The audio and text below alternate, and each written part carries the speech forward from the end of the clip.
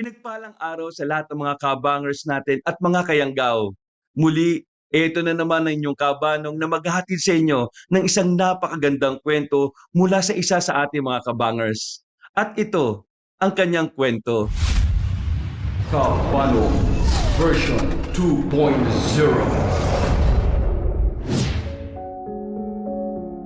Pinagpalang araw sa inyo kabanong at sa lahat ng mga kabangers at mga kayanggaw.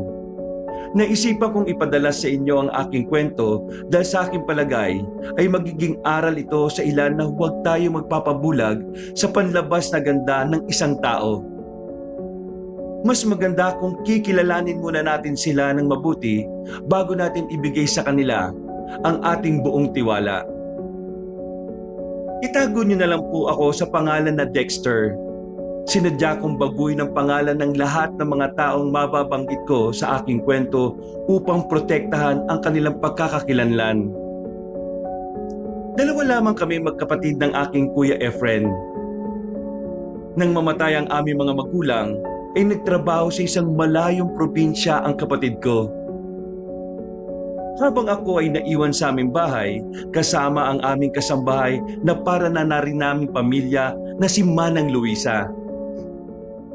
Ang aking kwento ay nangyari noong nasa huling taon na ako ng pag-aaral sa kolehiyo. Nang panahon na yon ay hindi pa umuwi si Kuya Efren sa bahay namin simula nang namatay sina Mama at Papa.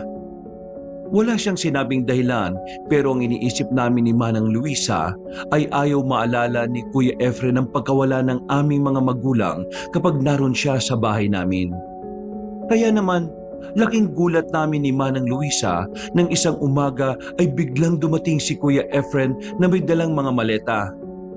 At hindi siya nag-iisa.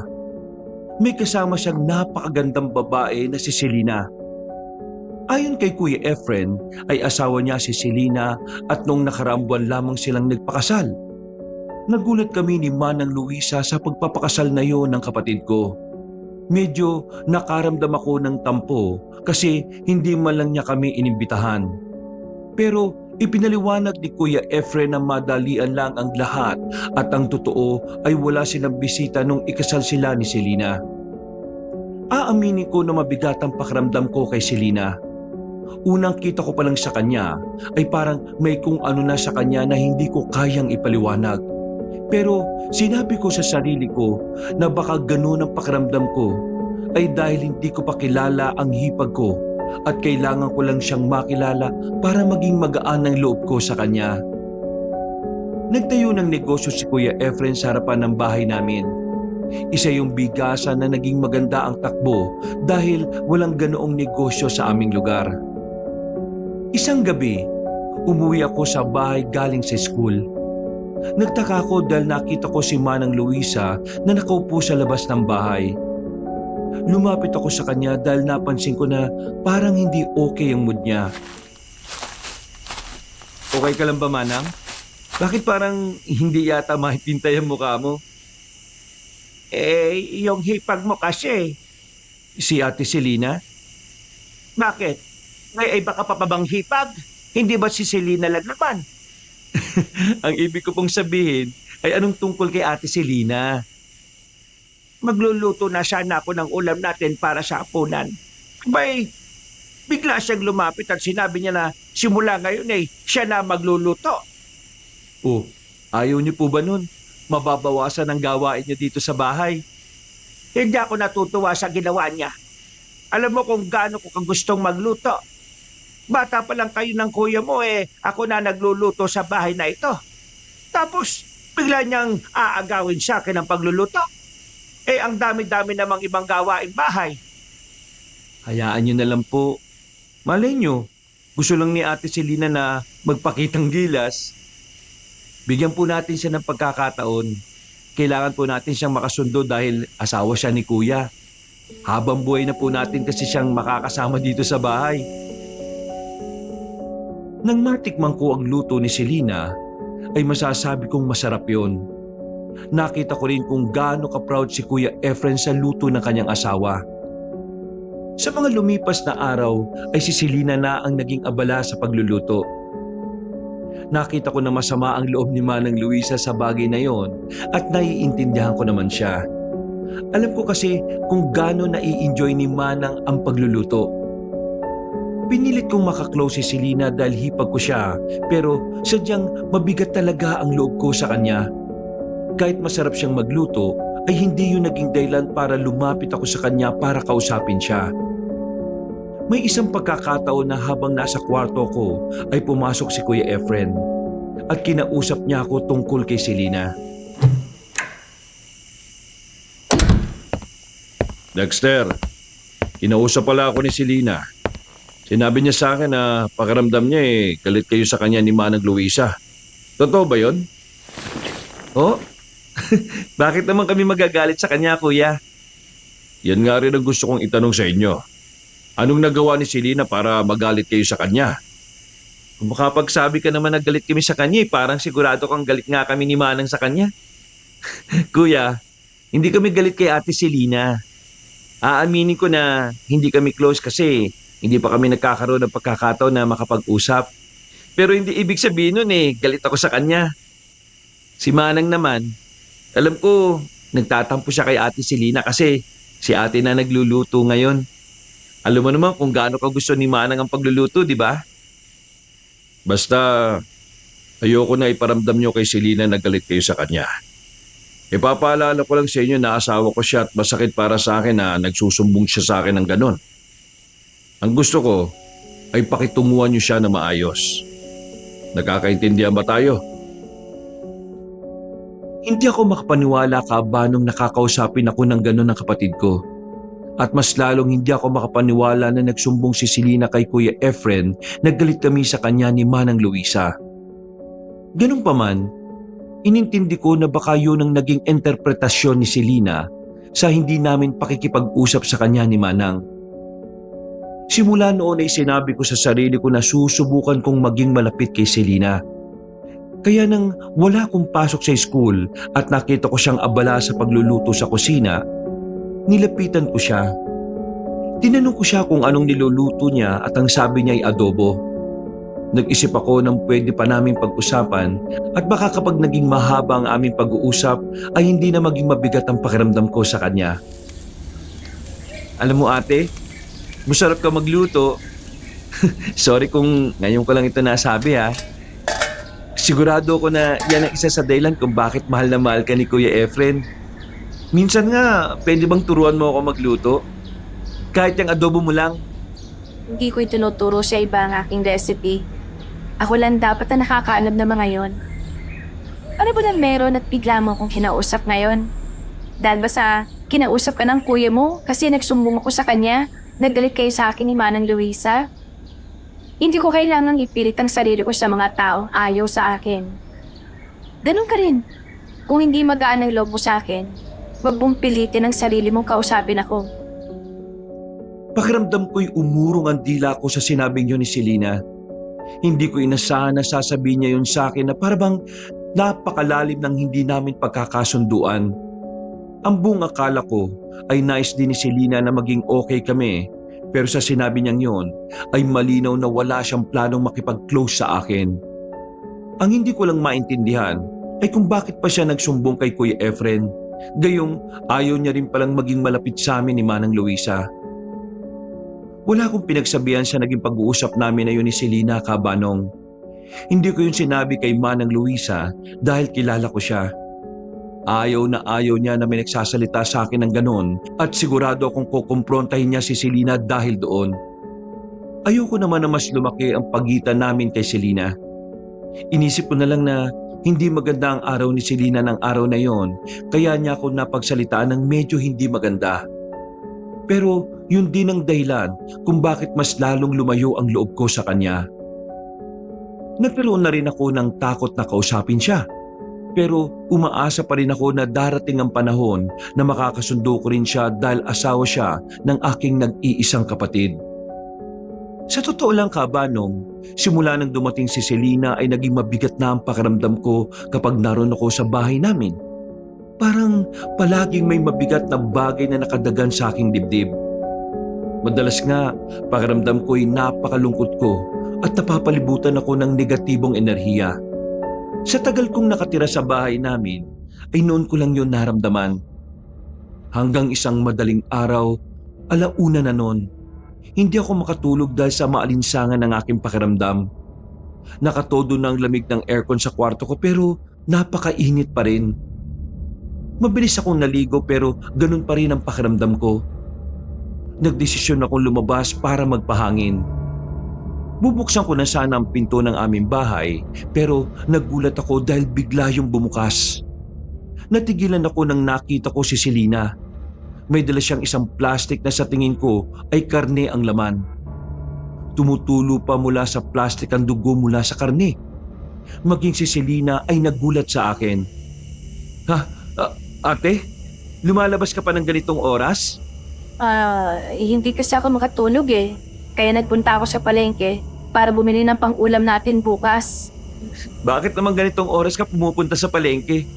Mabutit na kauwi kang ligtas. Masariwa kasi ang karne sa palengke kapag ganitong oras.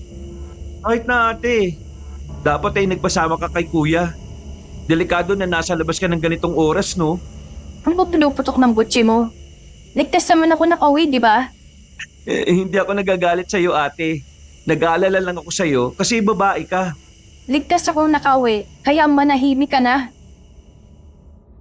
Luyan nang pumasok si Selena sa bahay at dumiretso siya sa kusina. Hindi ko alam kung bakit galit siya sa akin gayong alam ko na walang masama sa sinabi ko.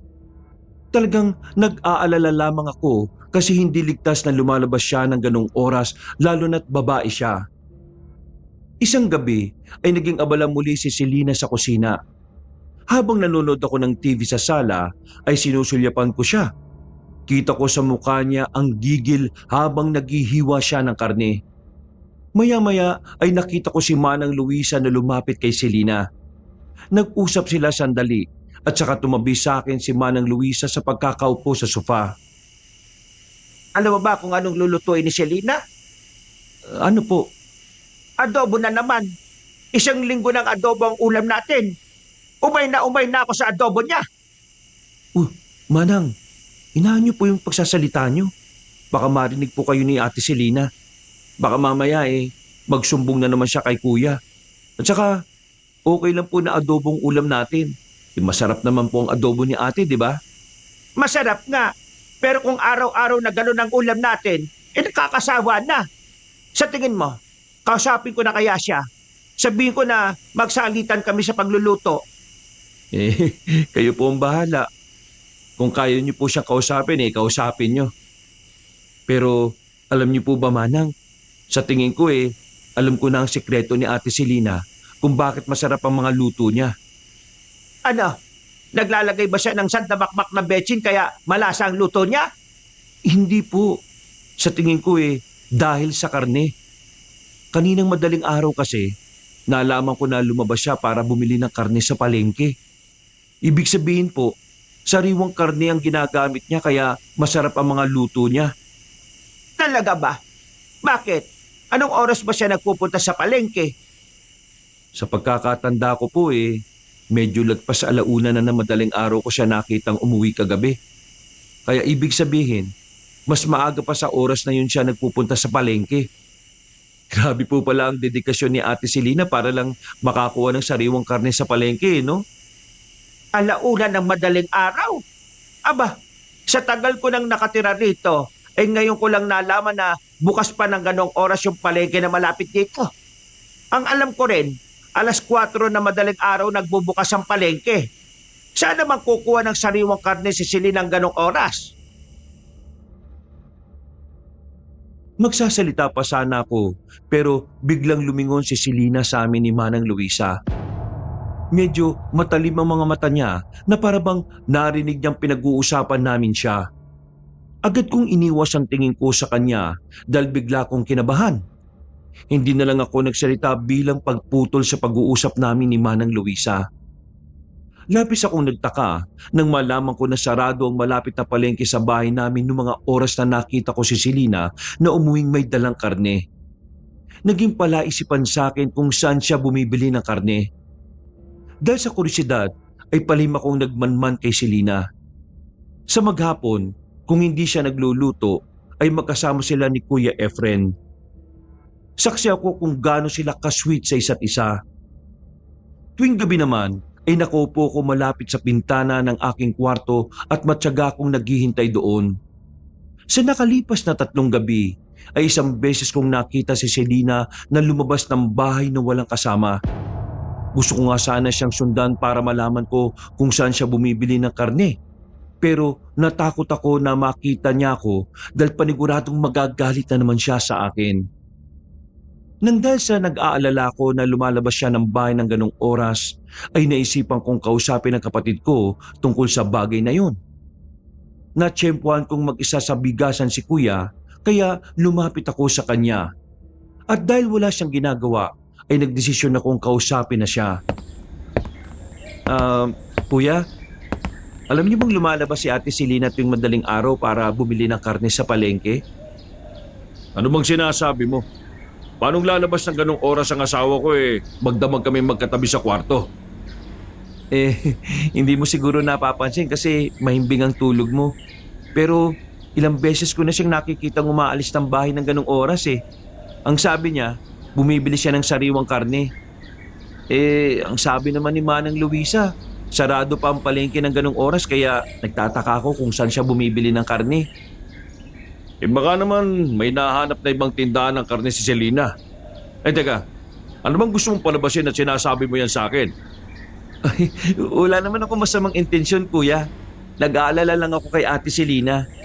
Delikado kasi para sa babaeng kagaya niya na mag-isang lumalabas ng ganong oras, di ba? Hindi. Ibang dating sa akin ang pagsusumbong mo Parang gusto mong isipin ko na may ginagawa kung ano ang asawa ko. Hoy Dexter, etong tatandaan mo mabuting babae si Selena. Kaya nga pinakasalan ko siya Hindi siya gagawa ng masamang bagay na kasisira ng relasyon namin. Kaya kung sinusubukan mong paghiwalayin kami, abay tumigil ka na.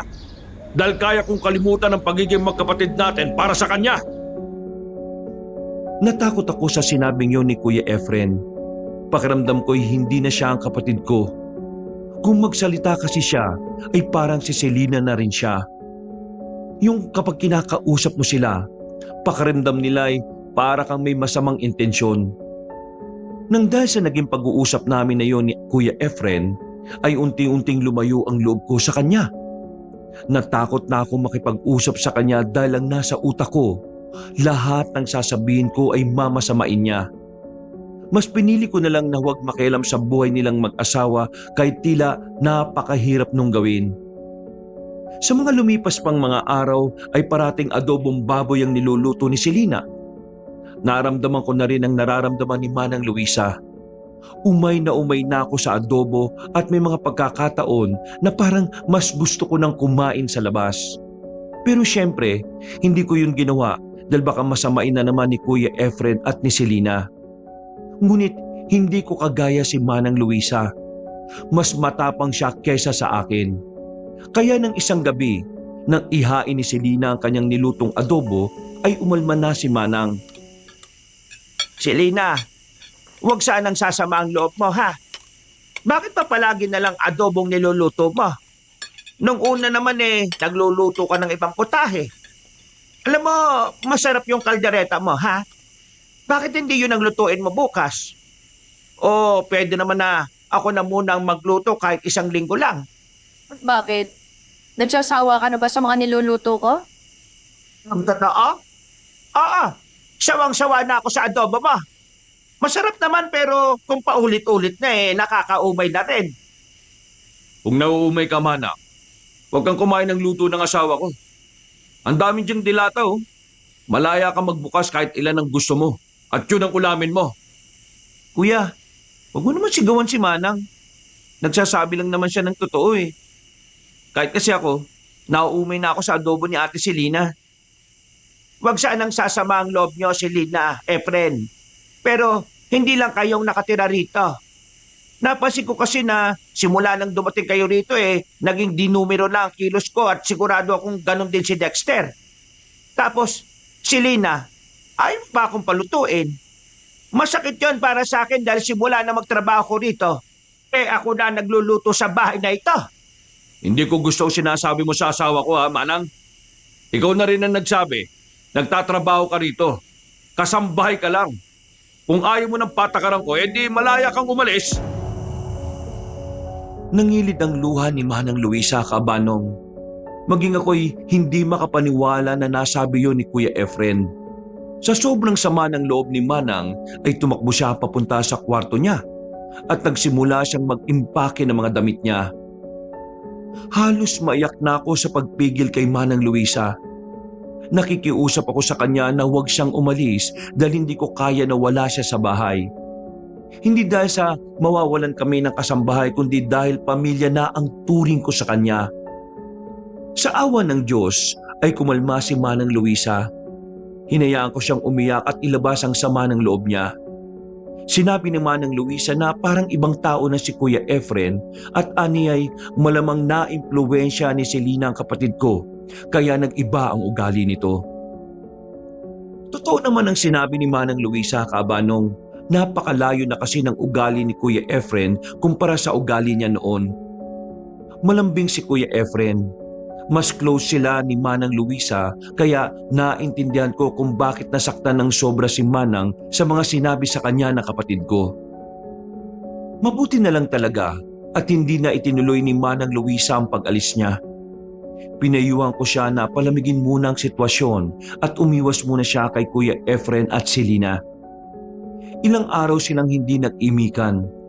Nagluluto na rin si Manang Luisa ng sarili niyang ulam at bilang nasa panig ako ni Manang ay ang luto niya ang kinakain ko at hindi ang kay Selina.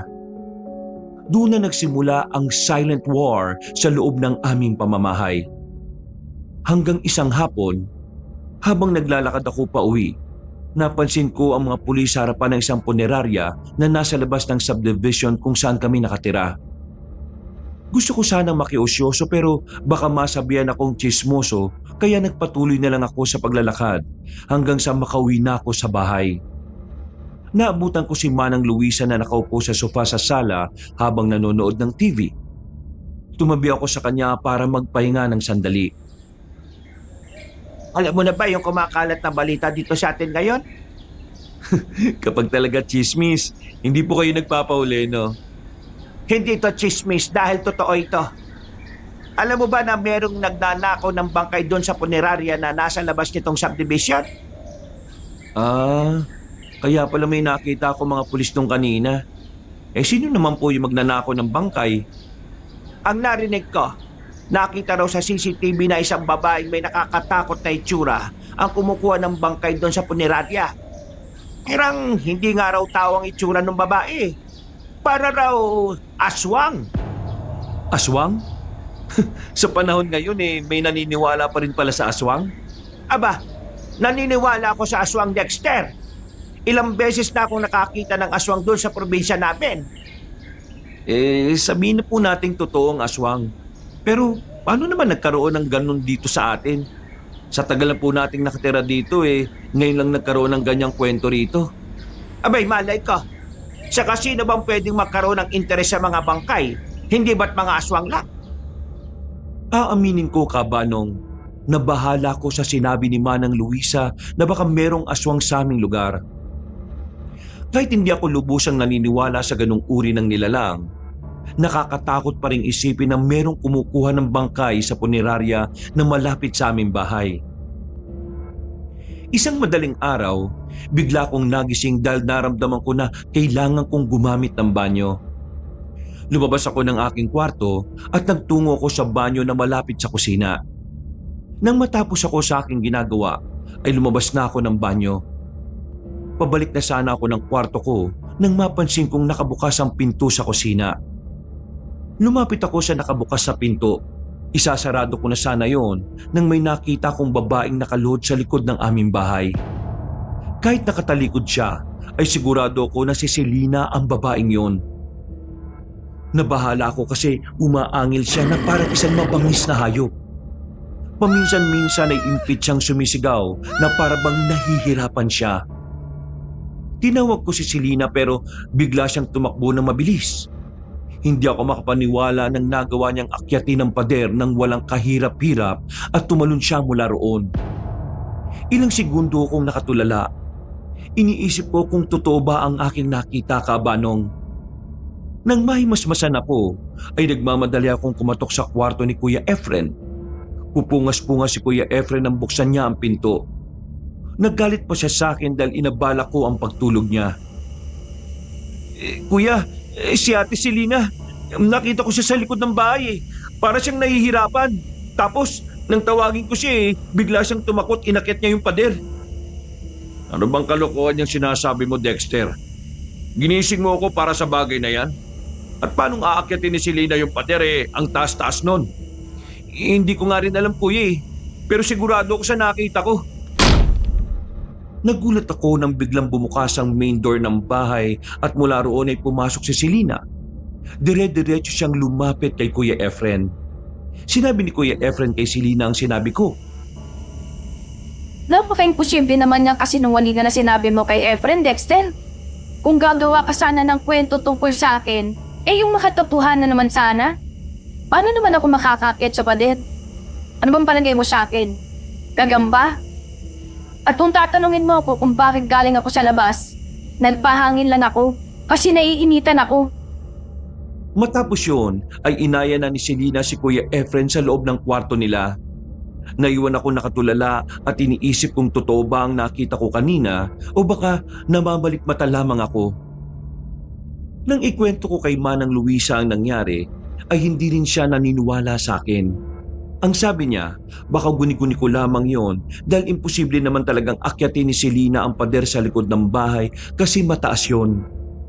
Pero kahit alam ko sa sarili ko na imposible nga talaga yon, ay hindi nawala sa isip ko na maaari rin na totoo yon. Kaya mas naging mapagmatsyag ako kay Selena. Itinuloy ko ang lihim na pagsubaybay sa kanya. Pilit akong naghahanap ng mali sa mga kilos niya. Patuloy pa rin ang pag-ikot ng kwento sa lugar namin tungkol sa aswang na kumukuha ng bangkay sa punerarya.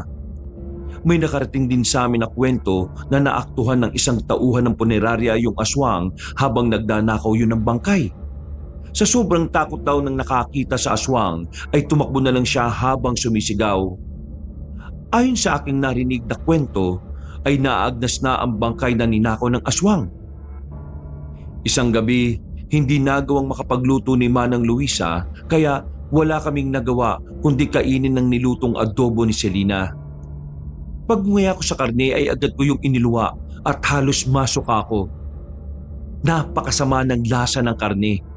Parang bulok na yon at meron pang amoy na hindi maganda. Maging si Manang Luisa ay iniluwa ang karne. Tumakbo siya sa lababo para sumuka. Ano ba yung adobo mo, Selena? Bakit ganyan ang lasa ng karne? Double dead yata ang karne na binili mo. Ano bang sinasabi mo, Manang? Okay naman ang lasa ng karne Baka yung bibig mo lang ang bulok. Kuya, tama na. Hindi ka dapat ganyan magsalita kay Manang. Nakakalimutan mo na siyang igalang Totoong sinabi niya. Nakita mo naman Kahit ako hindi kinaya yung lasa ng adobo ni Ate Selena ngayon. Lasa talagang bulok. Ayaw niyo sa luto ko. Abay sabihin niyo lang. Hindi yung antamin yung sinasabi. Nakakasama kayo ng loob Umiiyak na pumasok si Selena sa kwarto nila ni Kuya Efren, Kabanong. Mas lalo nagalit sa amin si Kuya Efren dahil aniya ay pinasama namin ni Manang Luisa ang loob ng kanyang asawa. Nang tingnan ko ng maigi ang adobong nasa malaking mangkok, ay halos masok ako nang dahil nangingitim na ang karning naroon. Kahit hindi ko ugali ang magsayang ng pagkain, ay itinapon ko na lang yon. Wala na akong pakialam kahit na masumama ang loob ni Selena sa ginawa ko basta alam ko na hindi na dapat naming kainin pa ang adobong yon. Simula noon, Kabanong, ay halos hindi na lumalabas si Selena ng kwarto. Madalas siyang nakakulong. Iniisip ko na talagang nasaktan siya sa sinabi namin ni Manang Luisa. Habang si Kuya Efren ay hindi na rin kami kinakausap. Hindi na ako nagtaka dahil alam ko na mas kakampihan niya ang kanyang asawa. Nang dahil din sa pagnanakaw ng bangkay sa punerarya, ay sandali muna yung nagsarado. Narinig ko na patuloy pa rin ang investigasyon ng mga polis tungkol sa pangyayari na yon at ang sabi pa sa akin ni Manang Luisa, Hindi naniniwala mga pulis na aswang ang nagnanakaw ng mga bangkay. Ayon kay Manang Luisa, sadyang hindi naniniwala sa mga ganong nilalang ang mga pulis. May isang beses na nakita ko si Selena na lumabas ng kwarto. Nagulat ako sa itsura niya. Napakaputla ng balat niya at malaki ang kanyang ipinayat. Tila wala rin siya sa kanyang sarili. Nag-alala ko pero pinigilan ko ang sarili kong kausapin siya dahil baka masamain pa niya ang aking pag-aalala. Hanggang isang gabi, habang mahibing akong natutulog ay may biglang sumakal sa akin. Sanay akong matulog na nakabukas ang night lamp na nakapatong sa maliit na lamesa na malapit sa kama ko. Kaya nang buksan ko ang mga mata ko ay nahindik ako sa aking nakita. Isang babaeng may nakakatakot na itsura ang sumasakal sa akin. Hindi ko maipaliwanag ang mukha niya pero para siyang isang halimaw. Namumula ang mga nanlilisik niyang mga mata at ramdam ko ang matutulis niyang kuko sa aking leeg. Doon ko napagtanto na yun ang aswang na sinasabing kumukuha ng mga bangkay sa punerarya. Sa kabila ng takot ko ay pinilit ko pa rin mag-isip kung paano ako mabubuhay. Inabot ko ang cellphone na nasa ilalim ng unan at malakas ko yung inihampas sa ulo ng aswang. Tila nahilo ang aswang sa ginawa ko at nang kumawala ang kamay niya sa leeg ko ay mabilis akong tumayo. Tumakbo ko papunta sa pinto pero bago pa ako makalabas ay nagawa kong sunggaban ng aswang sa aking likod. Napasubsob ako sa sahig. Nang tumihaya ako ay muling umibabaw sa akin ang aswang. Sasakalin niya sana ulit ako pero agad kong hinawakan ang mga kamay niya. Doon na ako malakas na sumigaw ng tulong. Paulit-ulit ko yung ginawa habang nagdarasal ako sa isip na sana ay huwag magtagumpay ang aswang sa kung anuman ang balak niya sa akin. Hanggang sa biglang bumukas ang pinto. Pumasok si Kuya Efren. May dala siyang kutsilyo. Nasa likod niya si Manang Luisa na agad na napasigaw pagkakita sa aswang. Walang pagdadalawang isip na itinarak ni Kuya Efren ang kutsilyo sa likod ng aswang. Umalingaw-ngaw ang napakalakas na sigaw ng aswang. Tumakbo siya sa isang sulok ng kwarto at para siyang dagang nasukol.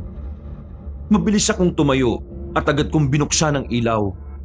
Laking gulat naming lahat nang makita namin na mabilis sa pagbabago ng anyo ng aswang.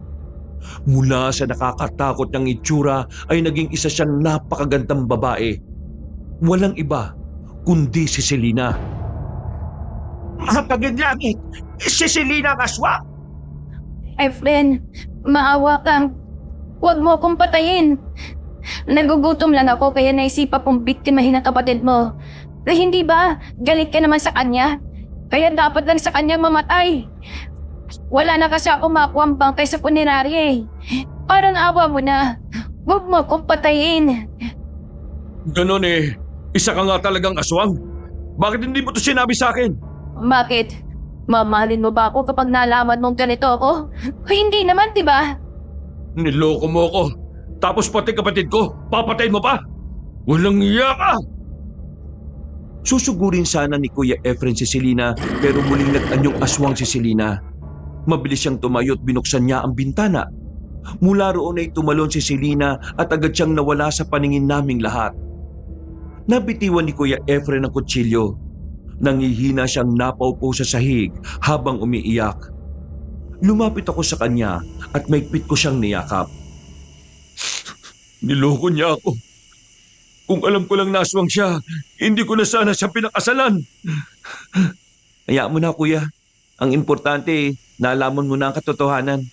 At sana, maging malaking aral na nangyari sa iyo ito. Nang sandaling yun, ay nasagot na ang lahat ng mga katanungan sa aking utak. Si Selena pala talaga ang babaeng nakita ko noon sa likod ng aming bahay at kaya niya nagawang akyatin ng pader ay dahil isa siyang aswang. Labisin kaming nagimbal nang mapagtanto namin na ang karneng ginagamit ni Selena sa kanyang adobo ay mula sa karne ng mga bangkay na ninanakaw niya sa punerarya. Kung pwede nga lang naming isuka ang lahat ng kinain namin noon ay ginawa na namin kabanong. Simula noon, hindi na kailanman nagpakita si Selena sa amin lalo na kay Kuya Efren. Naawa ko sa kapatid ko dahil dinibdib niya ang lahat.